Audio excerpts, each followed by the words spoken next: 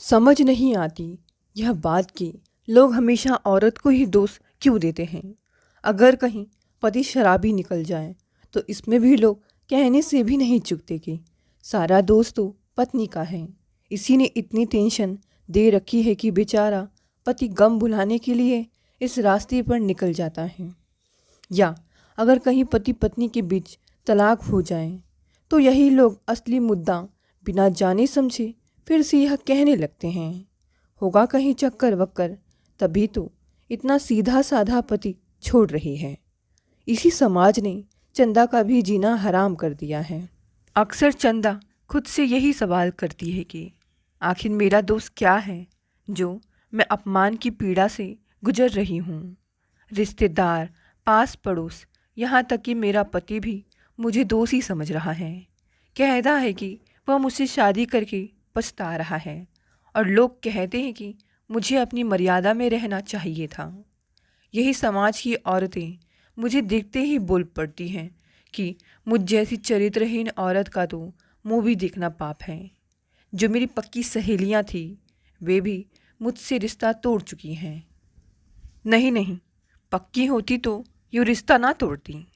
लेकिन मेरा दोस्त क्या है, यही सवाल मैं बार बार पूछती हूँ सबसे।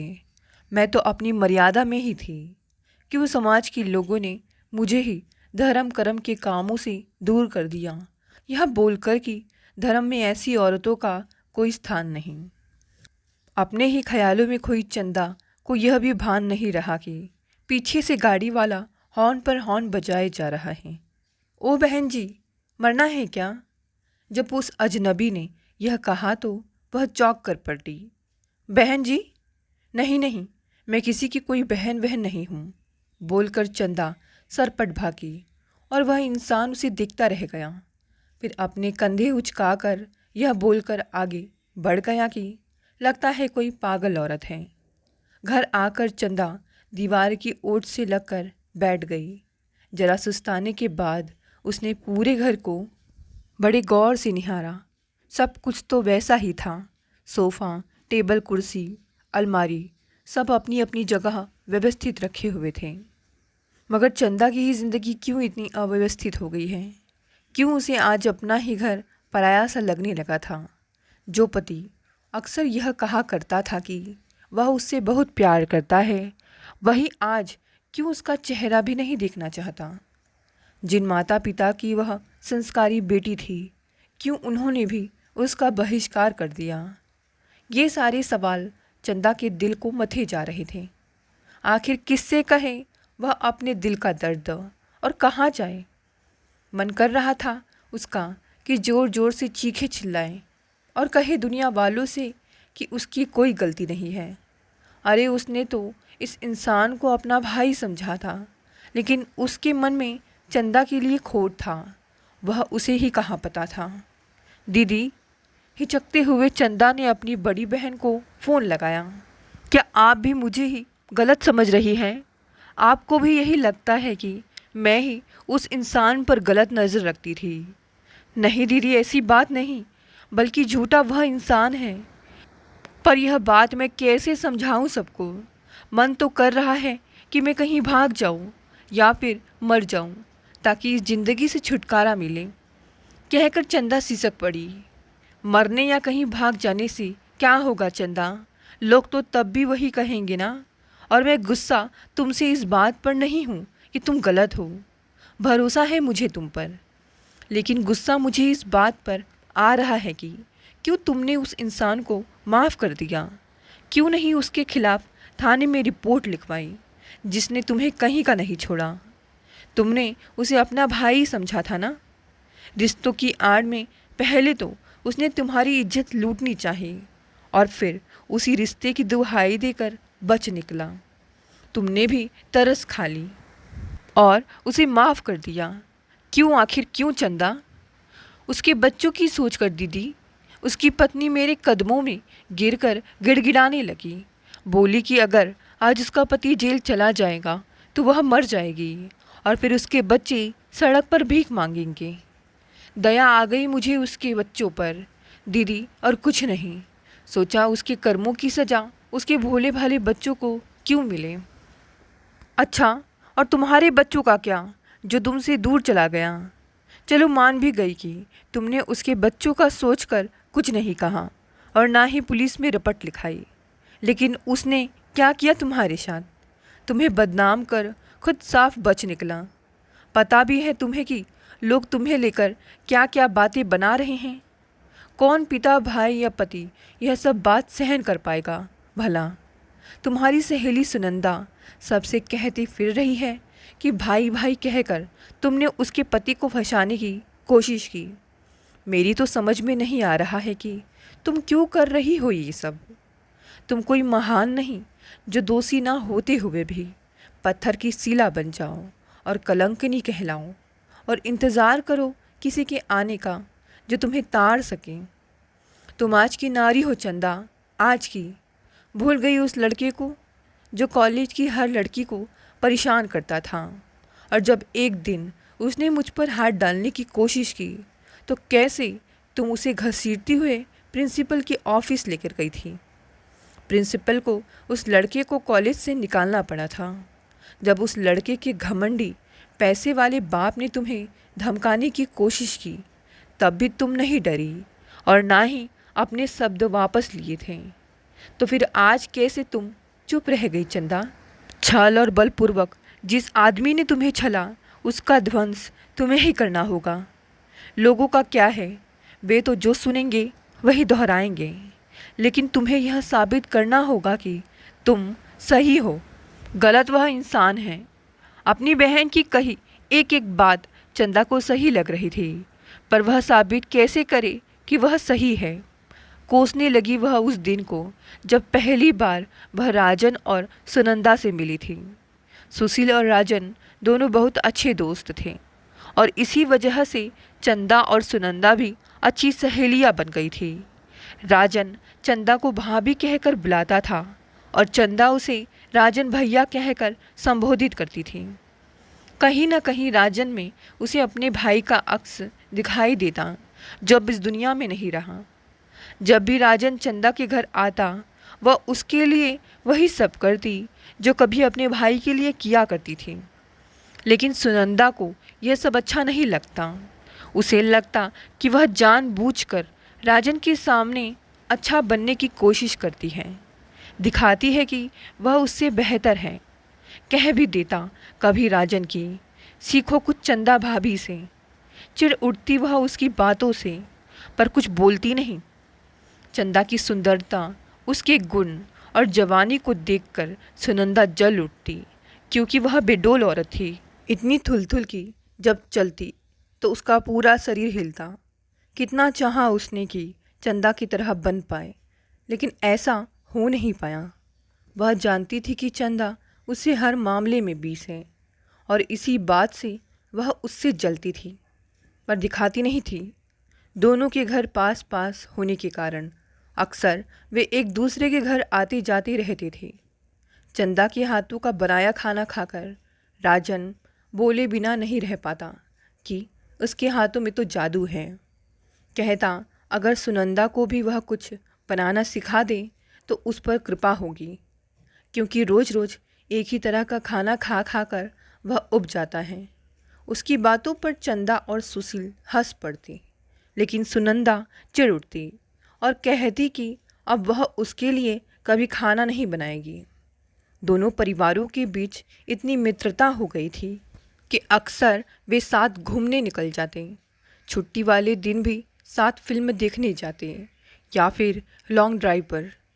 कभी सुनंदा अपनी मायके जाती तो चंदा राजन के खाने पीने का ध्यान रखती, और जब कभी चंदा कहीं चली जाती तो सुनंदा सुशील के खाने पीने का ध्यान रखती थी। उस रोज़ भी यही हुआ था। सुनंदा अपने भाई की शादी में गई थी, इसीलिए राजन के खाने पीने की जिम्मेदारी चंदा पर ही थी। सुशील भी ऑफिस के काम से शहर से बाहर गया था। काम वाली भी उस दिन नहीं आई थी। चंदा खाना पकाने के साथ साथ कपड़े भी धो रही थी। इसी बीच राजन आ गया। भाभी, उसने हमेशा की तरह बाहर से आवाज़ लगाई। अरे भैया आ जाओ, दरवाज़ा खुला ही है, कहकर वह अपना काम करती रही। राजन हमेशा की तरह सोफे पर बैठ गया और फिर टेबल पर पड़ा अखबार उठाकर पढ़ने लगा। तभी उसकी नज़र चंदा पर पड़ी तो वह भौचक्का रह गया। राजन अपलक देखे जा रहा था। चंदा की सुंदरता देखकर उसका मन बेचैन हो उठा और उसने अपनी नज़र फेर ली, पर फिर बार बार उसकी नज़र वहीं पर जाकर टिक जाती। भैया, खाना पैक कर दूं? इतना कहकर चंदा किचन में खाना पैक करने लगी। क्या चंदा, यह क्या हमेशा भैया भैया कहती हूँ? मैं तुम्हारा भाई थोड़े ही हूँ। अरे, मुझे राजन जी कहकर पुकारा करें। और राजन उठ खड़ा हुआ और आकर किचन में चंदा के पास खड़ा हो गया। चंदा को आज राजन का चेहरा कुछ घबराया हुआ सा लग रहा था और तेवर भी कुछ ठीक नहीं लग रहे थे। लेकिन राजन जब और करीब आने की कोशिश करने लगा तो चंदा ने साफ लफ्ज़ों में कह दिया, आप मेरे घर से अभी के अभी निकल जाएं। इतना कहकर जैसे ही चंदा जाने लगी तो पीछे से राजन ने उसे कसकर दबोच लिया। राजन का यह रूप देखकर चंदा सिहर उठी। भरसक अपने आप को उससे छुड़ाने का प्रयास करने लगी, पर छुड़ा ना सकी। अब चंदा ने ज़ोर से चिल्लाना शुरू किया ताकि कोई आ जाए और उसे बचा ले, लेकिन इसके विपरीत राजन चंदा को छोड़कर वहाँ से भाग निकला। लेकिन वह रात चंदा के लिए अमावस्या की काली रात बन गई। कैसे उसने पूरी रात खुद में सिमट कर बिताई वही जानती। मुंह से कोई शब्द नहीं निकल पा रहा था, बस आंखों के रास्ते आंसुओं का दरिया बहे जा रहा था। समझ नहीं आ रहा था कि किससे कहे और कैसे। जब सुशील को इस बात का पता चला तो सहानुभूति दिखाने के बजाय वह उसे ही भला बुरा कहने लगा कि ज़रूर दोनों का पहले से ही नाजायज़ रिश्ता रहा होगा, और अब जब उसे पता चल गया तो वह रोने धोने की नाटक कर रही है। सुशील और चंदा के घर वाले राजन के खिलाफ पुलिस में केस दर्ज कराने घर से निकल ही रहे थे, तभी ऐन वक्त पर वहाँ सुनंदा पहुँच गई और चंदा के पैरों में गिरकर गिड़गिड़ाते हुए अपने पति के जीवन की भीख मांगने लगी। अपने छोटे छोटे बच्चों की दुहाई देने लगी। राजन भी चंदा के पैरों में लौट गया। कहने लगा कि चाहे चंदा उसे जो भी सज़ा दे दे, पर पुलिस में ना जाए, वरना वह मर जाएगा। अपनी बेइज्जती बर्दाश्त नहीं कर पाएगा। दोनों पति पत्नी की दशा देख चंदा का दिल पसीज गया। यह देखकर तो सबका पारा गर्म हो गया, लेकिन कुछ को यह बात हजम नहीं हुई कि ऐसे कैसे सिर्फ दया के नाम उसने राजन को माफ़ कर दिया। सुशील तो कहने लगा कि जरूर चंदा और राजन का नाजायज़ रिश्ता है और इसीलिए उसने अपना फैसला बदल लिया। चंदा के माँ पापा भी गुस्से से यह बोलकर निकल गए कि अब चंदा से उनका कोई वास्ता नहीं है, सोच लेंगे कि उनकी एक ही बेटी है। कितना समझाया चंदा ने सबको कि ऐसी कोई बात नहीं है और इससे क्या हो जाएगा, उल्टे उसकी भी बदनामी होगी सब जगह, पर किसी ने उसकी बात नहीं सुनी और उसे ही दोषी मानकर वहाँ से चले गए। मगर चंदा गलत थी, क्योंकि कुछ महीने बाद ही सुनंदा और राजन ने यह बात फैलानी शुरू कर दी कि चंदा अच्छी औरत नहीं है। दूसरे मर्दों को फंसाकर अपनी हवस पूरी करना उसकी आदत है। राजन को भी उसने अपने जाल में फंसा रखा था और मौका मिलते ही उसने अपनी हवस का शिकार बनाना चाहा और फिर रोने धोने का नाटक करने लगी। यह सुनकर पास पड़ोस की औरतों ने अपने अपने मुंह पर हाथ रख लिया और हाय हाय करने लगी। जो मोहल्ले की औरतें चंदा से रोज बातें करती थी, अब उसे देखकर मुंह फेरने लगी और तरह तरह की बातें करने लगी।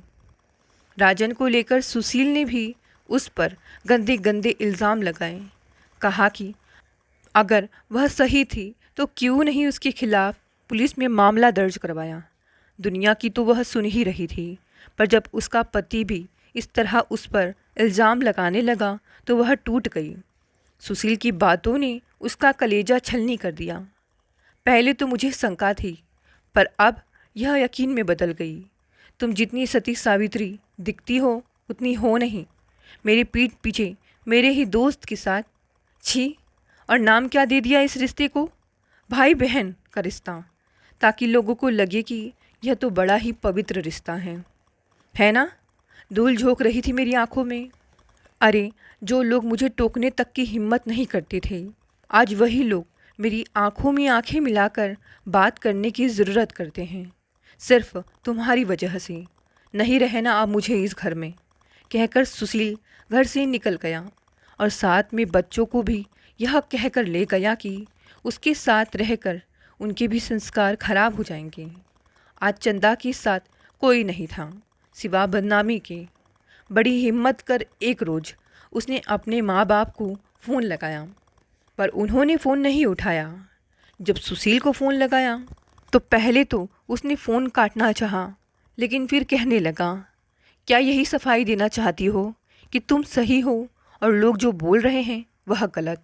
तो साबित करो ना साबित कि तुम सही हो और वह इंसान गलत। साबित करो कि छल से उसने तुम्हारी इज्जत पर हाथ डालना चाहा। माफ़ कर दूंगा मैं तुम्हें, लेकिन तुम ऐसा नहीं करोगी चंदा, पता है मुझे। इसीलिए आज के बाद तुम मुझे कभी फ़ोन मत करना, कहकर सुशील ने फ़ोन पटक दिया। चंदा कुछ देर तक अवाक सी खड़ी रही। सही तो कह रहे हैं सुशील, और मैं कौन सा रिश्ता निभा रही हूँ किसके साथ? जब उसने ही रिश्ते की लाज नहीं रखी, तो फिर मैं क्यों दुनिया के सामने जलील हुई जा रही हूँ? परिवार से रुसवाई, समाज में जग हंसाई और पति से विरह के अलावा मिला ही क्या है मुझे? आज भी अपने पति के प्रति मेरी पूरी निष्ठा है, लेकिन क्यों मैं उस हैवान को बचाने की सोच रही हूँ? सही कहा था दीदी ने कि मैं कोई महान नहीं जो बिना दोष के ही दुख भोगूं। मैं चंदा हूँ, चंदा जो गलत के खिलाफ हमेशा आवाज़ उठाती आई है। तो फिर आज जब मुझ पर आन पड़ी तो कैसे चुप रह गई मैं? नहीं, मैं चुप नहीं रहूँगी। बताऊँगी सबको कि उस दरिंदे ने कैसे मेरे तन मन को छलनी करना चाहा। कोमल हूँ, कमज़ोर नहीं। मन ही मन सोचकर चंदा ने अपनी दीदी को फ़ोन लगाया। चंदा के जीजाजी के एक दोस्त का भाई वकील था। पहले दोनों बहनें उनके पास गई और फिर सारी बात बताई। सारी बात जानने के बाद वकील साहब कहने लगे, अगर यह फैसला उस घटना के तुरंत बाद लिया गया होता तो चंदा का केस मजबूत होता, लेकिन सबूतों के अभाव की वजह से अब ये केस बहुत वीक हो गया है। मुश्किल है केस जीत पाना। शायद पुलिस भी अब एफआईआर ना लिखे। पर वकील साहब, कोई तो रास्ता होगा ना? ऐसे कैसे कुछ नहीं हो सकता? चंदा की दीदी बोली, हो सकता है अगर गुनाहगार खुद ही अपना गुनाह कबूल कर ले तो, वकील ने कहा। पर वह ऐसा क्यों करेगा? वकील की बातों से चंदा सख्ते में आ गई, क्योंकि उसके सामने एक बड़ी चुनौती आ खड़ी हुई थी। लेकिन उसे उस इंसान को सज़ा दिलवानी ही है। पर कैसे यह सोच सोचकर वह परेशान हो उठी। घर आकर भी चंदा चिंता में डूबी रही। बार बार वकील की कही यह बात कि सबूत ना होने की वजह से उसका केस बहुत वीक है, उसका दिमाग झकझोर देती। वह ना चैन से सो पा रही थी और ना ही बैठ। परेशान थी कि कैसे वह राजन के खिलाफ सबूत जुटाए और कैसे उसे जल्द से जल्द सजा दिलवाए। पर कैसे, यही बात उसे समझ में नहीं आ रही थी। तभी अचानक उसके दिमाग में एक बात कौन थी और तुरंत उसने अपनी दीदी को फ़ोन लगाकर सारा मामला समझा दिया। पर चंदा, यह काम इतना आसान नहीं है बहन, चिंतातुर उसकी दीदी ने कहा। उसे लगा कि कहीं चंदा किसी मुसीबत में ना फंस जाए। जानती हूँ दीदी, पर मुश्किल भी नहीं। मुझे हर हाल में उसे सज़ा दिलवानी है, तो यह रिस्क उठाना ही पड़ेगा। अब कैसे छोड़ दूँ उस इंसान को मैं दीदी, जिसने मेरी इज्जत और आत्मसम्मान को छत विछत कर दिया है। उसके कारण ही मेरा पति, बच्चा मुझसे दूर हो गए, कह वह उठ खड़ी हुई। आप यहाँ? अचानक चंदा को अपने सामने देखकर राजन चौंका। घबराइए नहीं, सॉरी, अब तो मैं आपको भैया भी नहीं बुला सकती। वैसे हम कहीं बैठकर बातें करें, कहकर चंदा उसे पास की एक कॉफ़ी शॉप में ले गई। वहाँ उसका हाथ पकड़कर कहने लगी, राजन, आप उस बात को लेकर गिल्टी फील मत कीजिए। और सच तो यह है कि मैं आपको चाहने लगी हूँ। देखा, जिसकी इतने साल तक पत्नी थी, कैसे बिना गलती के मुझे अपनी ज़िंदगी से निकाल फेंका। और एक बात सच कहती हूँ कि मुझे उस सुनंदा से जलन होती है जब वह आपके करीब होती है। भैया तो मैं आपको इसीलिए बुलाती थी ताकि सुशील और सुनंदा बेफिक्र रहें, उन्हें शंका ना हो हमारे रिश्ते पर। खैर, बातें तो बहुत हो गई, पर अब क्या सोचा है? उसकी आंखों में झांकते हुए चंदा बोली, कभी सुशील और सुनंदा को हमारे रिश्ते के बारे में बताना था। एक बात कहती हूँ, पता नहीं उस दिन मुझे क्या हो गया था, मेरी बुद्धि भ्रष्ट हो गई थी, इसीलिए आपको घर से निकल जाने के लिए कह दिया। सॉरी उस बात के लिए। कभी सुशील और सुनंदा को हमारे रिश्ते के बारे में पता ना चले, यह ध्यान मैंने हमेशा रखा है, कहकर राजन का हाथ पकड़ लिया और जता दिया कि वह उसे बहुत चाहती है। पहले तो राजन को थोड़ा अजीब लगा, लेकिन फिर चंदा की साफ साफ बातों से उसे पता चल गया कि वह भी उसी राह की राही है जिसका वह। फिर तय हुआ कल दोनों एक होटल में मिलेंगे जो शहर से दूर है। क्या बहाना बनाया आपने सुनंदा से? यही कि ऑफिस के कामों से दूर शहर जा रहा हूँ। और तुमने क्या बहाना बनाया? मैं क्या बहाना बनाऊंगी? सुशील मेरे साथ रहते ही नहीं हैं अब, अदा से चंदा ने कहा। कब का छोड़कर चला गया वह मुझे। अच्छा ही हुआ, वैसे भी वह मुझे जरा भी पसंद नहीं था। पक्षी को जाल में फंसाने के लिए दाना तो डालना ही पड़ता है ना। सो चंदा वही कर रही थी। पैग चंदा ने ही बनाया और अब तक 3-4 पैग हो ही चुके थे। नशा भी चढ़ने लगा था धीरे धीरे। अच्छा राजन, सच सच बताना, क्या तुम भी मुझे पसंद करते थे? बात पहले उसने ही छेड़ी। सच कहूँ चंदा, नशे में वह सब सही सही बकने लगा। जब तुम्हें पहली बार देखा था ना, तभी मुझे कुछ कुछ होने लगा था कि सुशील कितना खुशहाल है जो तुम जैसी सुंदर पत्नी मिली। और मुझे वो जलन होती थी मुझे सुशील से, लेकिन जब तुम मुझे भैया कहकर बुलाती थी ना, तो मुझे बहुत गुस्सा आता था। मौका ढूंढता था तुम्हारे करीब आने का, और उस दिन मुझे वह मौका मिल ही गया। वैसे तुम चुप क्यों हो गई चंदा? बोलो कुछ। जैसे ही उसने ये शब्द कहे, कमरे की लाइट ऑन हो गई। सामने पुलिस को दिख राजन की सिट्टी पिट्टी गुम हो गई। फिर जब चंदा के व्यंग से मुस्कुराते चेहरे को देखा तो समझ गया कि ये सब उसे फंसाने की साजिश थी। अब वह पूरी तरह इनके चंगुल में फंस चुका है। फिर भी सफाई देने से बाज नहीं आया। कहने लगा, इंस्पेक्टर साहब, मेरा कोई दोस्त नहीं है, इसने मुझे यहाँ बुलाया था तो मैं आ गया।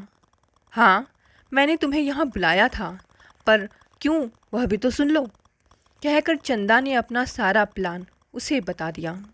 एक न चली राजन की, क्योंकि सारी सच्चाई अब पुलिस के सामने थी, सबूत के साथ, जो चंदा ने अपने फ़ोन में रिकॉर्ड कर लिया था। पुलिस के डर से राजन ने अपना सारा गुनाह कबूल कर लिया। चंदा से जबरन करने और उसे बदनाम करने के जुर्म में कोर्ट ने राजन को 5 साल की सज़ा सुनाई। गलत ना होने के बाद भी चंदा को दुनिया के सामने जलील होना पड़ा, अपने पति बच्चों से दूर रहना पड़ा। सोच भी नहीं सकती थी वह कि जिस इंसान को उसने दिल से भाई माना, वह उसके लिए इतनी गंदी सोच रखता था। राजन की सज़ा पर जहाँ चंदा ने सुकून की सांस ली, वही सुशील और उसके मायके वाले बहुत खुश थे। अगर चंदा ने यह कदम ना उठाया होता आज, तो वह दरिंदा फिर किसी को अपनी हवस का शिकार बना देता और फिर उसे ही दुनिया के सामने बदनाम कर खुद बच निकलता। राजन को उसके कर्मों की सज़ा मिल चुकी थी और चंदा को सुकून। दोस्तों, ये कहानी यहीं समाप्त हो गई। कहानी पसंद आई तो इसे लाइक, शेयर, कमेंट करें। नए हैं तो चैनल को भी सब्सक्राइब कर लें। धन्यवाद दोस्तों, मिलते हैं अगली नई कहानी से।